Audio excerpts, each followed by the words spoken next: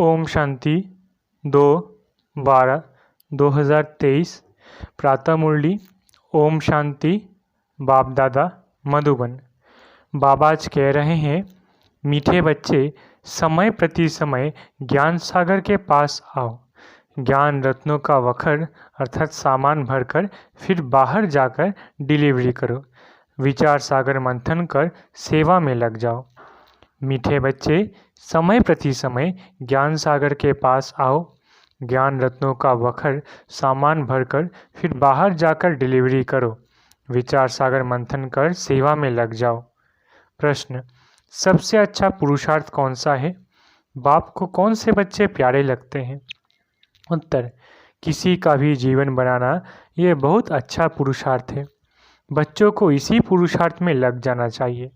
कभी अगर कोई भूल हो जाती है तो उसके बदले में खूब सर्विस करो, नहीं तो वह भूल दिल को खाती रहेगी। बाप को ज्ञानी और योगी बच्चे ही बहुत प्यारे लगते हैं। गीत जो पिया के साथ है। ओम शांति। बच्चे समझ सकते हैं कि सम्मुख मुरली सुनना व टेप में सुनना व कागज़ पर पढ़ने में फ़र्क ज़रूर है। गीत में भी कहते हैं, जो पिया के साथ है। बरसात तो सबके लिए है, परंतु साथ में रहने से बाप के एक्सप्रेशन को समझने, भिन्न भिन्न डायरेक्शन को जानने का बहुत फ़ायदा होता है। परंतु ऐसे भी नहीं किसको बैठ जाना है। सामान भरा और जाकर सर्विस की, फिर आया वखर भरने। मनुष्य सामान खरीद करने जाते हैं बेचने के लिए, बेचकर फिर सामान लेने आते हैं। ये भी ज्ञान रत्नों का बखर है। बखर लेने वाले तो आएंगे ना, कोई डिलीवरी नहीं करते हैं, पुराने वखर पर ही रहते हैं, नया लेने नहीं चाहते हैं। ऐसे भी बेसमझ हैं।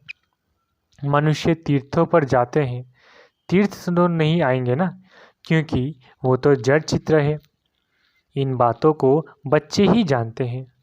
मनुष्य तो कुछ भी नहीं जानते। बहुत बड़े बड़े गुरु लोग श्री श्री महामंडलेश्वर आदि जिज्ञासुओं को तीर्थों पर ले जाते हैं। त्रिवेणी पर कितने जाते हैं। नदी पर जाकर दान करने को पुण्य समझते हैं। यहाँ भक्ति की तो बात ही नहीं। यहाँ तो बाप के पास आना है तो बच्चों को समझकर फिर समझाना है। प्रदर्शनी में भी मनुष्यों को समझाना है। ये जो 84 जन्मों का चक्र लगाते हैं, ये तो बच्चे जानते हैं, सब नहीं लगाते हैं। इसमें समझाने की बड़ी युक्ति चाहिए। इस चक्र में ही मनुष्य मूंझते हैं। झाड़ का तो किसको पता नहीं है। शास्त्रों में भी चक्र दिखाते हैं।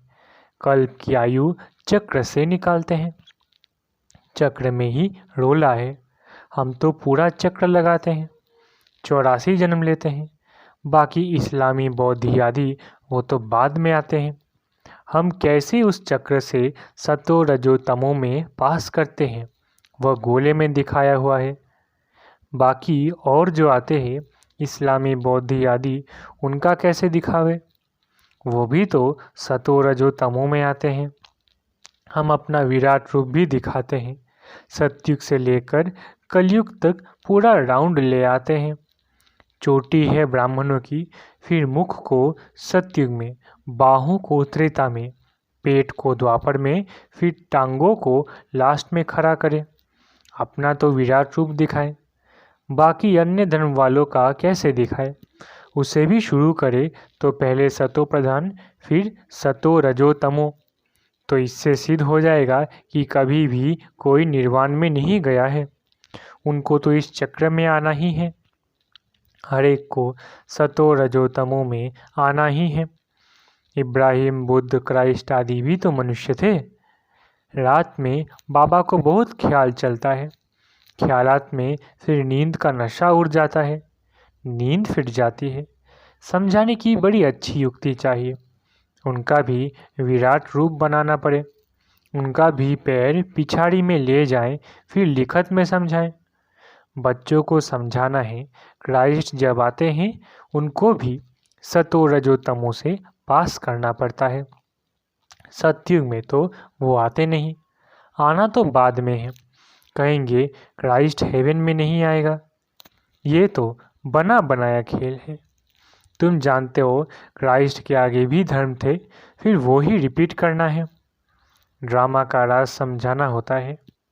पहले पहले तो बाप का परिचय देना है। बाप से कैसे सेकंड में वर्षा मिलता है। गाया भी हुआ है सेकंड में जीवन मुक्ति। देखो बाबा के कितने ख्यालात चलते हैं। बाबा का पार्ट है विचार सागर मंथन का। गॉडफादरली बर्थ राइट, नाउ और नेवर अक्षर लिखा हुआ है। जीवन मुक्ति अक्षर लिखना है। लिखत क्लियर होगी तो समझाने में सहज होगा। जीवन मुक्ति का वर्षा मिला। जीवन मुक्ति में राजा रानी प्रजा सब है, तो लिखत को भी ठीक करना पड़े। बिगड़ चित्र भी समझाया जा सकता है। सिर्फ इशारे पर भी समझाया जा सकता है। यह बाबा है, ये वर्षा है। जो योग युक्त होंगे वो अच्छी रीति समझा सकेंगे। सारा मदार योग पर है। योग से बुद्धि पवित्र होती है, तब ही धारणा हो सकती है। इसमें देही अभिमानी अवस्था चाहिए। सब कुछ भूलना पड़े, शरीर को भी भूलना है। बस अब हमको वापस जाना है। ये दुनिया तो खत्म हो जाने वाली है। इस बाबा के लिए तो सहज है, क्योंकि इनका धंधा ही ये है। सारा दिन बुद्धि इसी में लगी हुई है। अच्छा, जो गृहस्थ व्यवहार में रहते हैं उनको तो कर्म करना है। स्थूल कर्म करने से वो बातें भूल जाती है। बाबा की याद भूल जाती है। बाबा खुद अपना अनुभव सुनाते हैं। बाबा को याद करता हूँ, बाबा इस रथ को खिला रहे हैं, फिर भूल जाता हूँ, तो बाबा विचार करके करते हैं। जबकि मैं भी भूल जाता हूँ, तो इन विचारों को कितनी तकलीफ होती होगी। इस चार्ट को बड़ा कैसे सकते होंगे। प्रवृत्ति मार्ग वालों के लिए मुश्किल है। उन्हों को फिर मेहनत करनी पड़े। बाबा समझाते तो सबको है। जो पुरुषार्थ करते होंगे वो रिजल्ट लिख भेज सकते हैं। बाबा जानते हैं बरोबर डिफ़िकल्ट है। बाबा कहते हैं रात को मेहनत करो, तुम्हारा थक सारा उतर जाएगा। अगर तुम योग युक्त हो, विचार सागर मंथन करते रहेंगे तो। बाबा अपना अनुभव बताते हैं। कब और बातों तरफ बुद्धि चली जाती है तो माथा गर्म हो जाता है। फिर उन तूफानों से बुद्धि को निकाल इस विचार सागर मंथन में लग जाता हूँ तो माथा हल्का हो जाता है। माया के तूफान तो अनेक प्रकार के आते हैं। इस तरफ बुद्धि लगाने से वो थकावट सारी उतर जाती है। बुद्धि रिफ्रेश हो जाती है। बाबा की सर्विस में लग जाते हैं तो योग और ज्ञान का मक्खन मिल जाता है। ये बाबा अनुभव बता रहे हैं।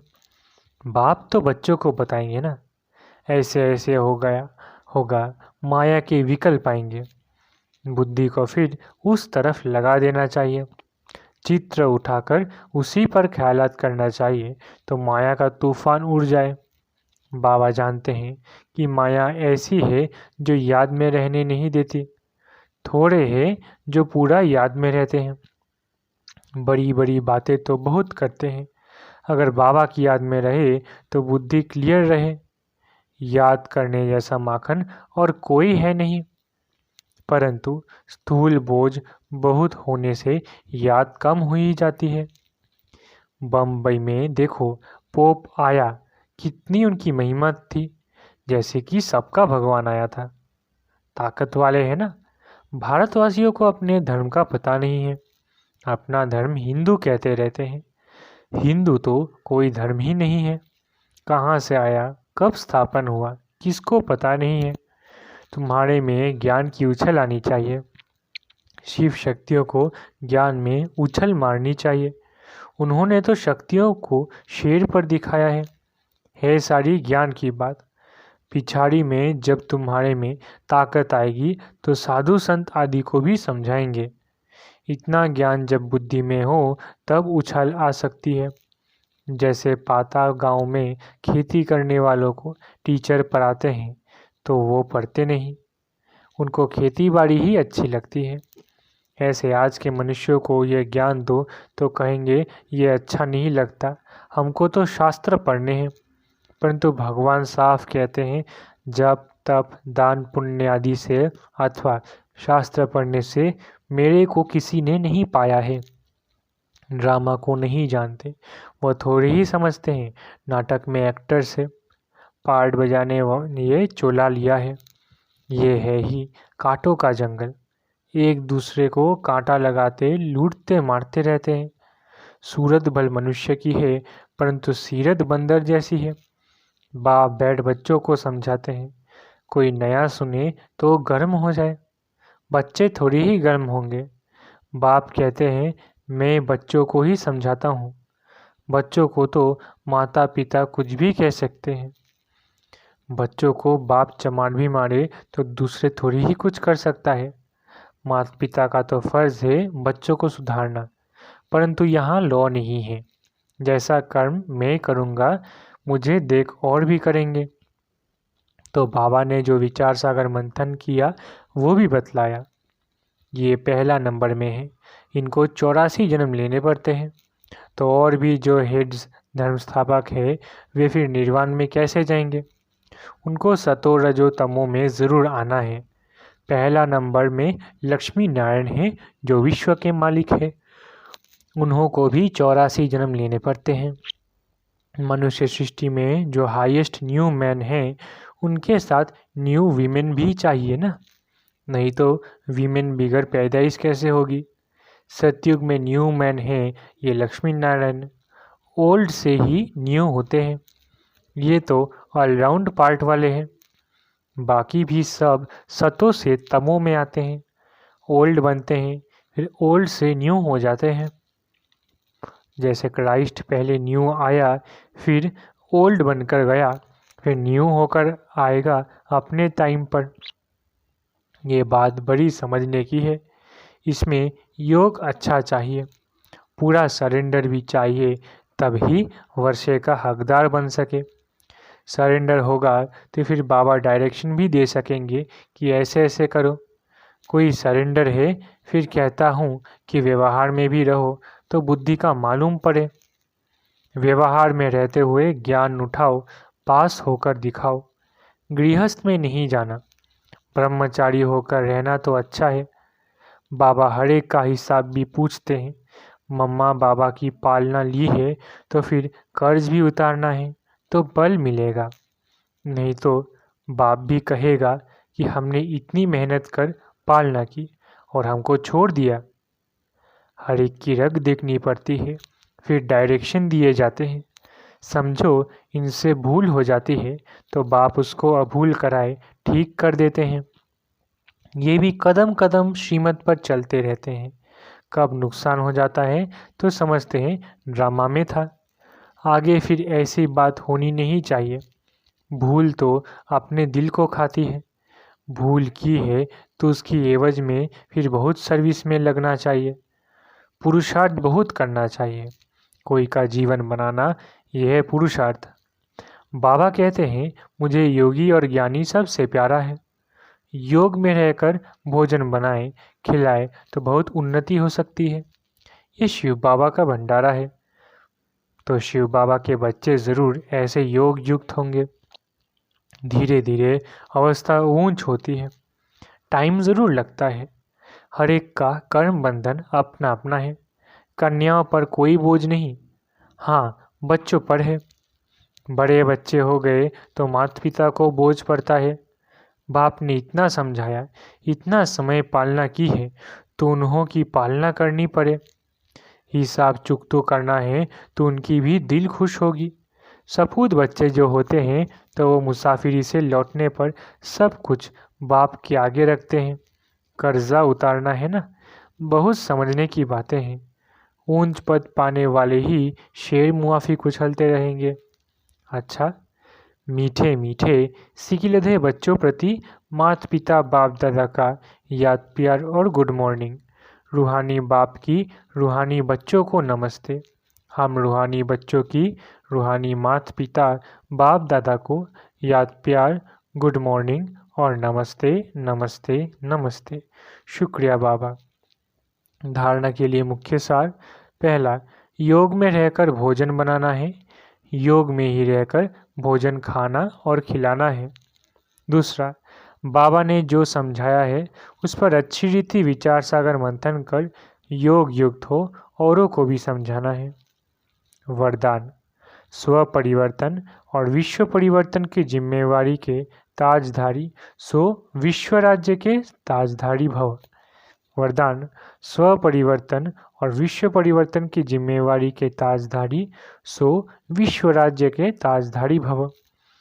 जैसे बाप के ऊपर प्राप्ति के ऊपर हर एक अपना अधिकार समझते हो, ऐसे स्व परिवर्तन और विश्व परिवर्तन दोनों के जिम्मेवारी के ताजधारी बनो, तब विश्व राज्य के ताज अधिकारी बनेंगे। वर्तमान ही भविष्य का आधार है। चेक करो और नॉलेज के दर्पण में देखो कि ब्राह्मण जीवन में पवित्रता का, पढ़ाई और सेवा का डबल ताज है। यदि यहाँ कोई भी ताज अधूरा है तो वहाँ भी छोटे से ताज के अधिकारी बनेंगे। स्लोगन, सदा बाप दादा की छत्र छाया के अंदर रहो तो विघ्न विनाशक बन जाएंगे। स्लोगन, सदा बाप दादा की छत्र छाया के अंदर रहो तो विघ्न विनाशक बन जाएंगे। अच्छा, ओम शांति। शुक्रिया बाबा।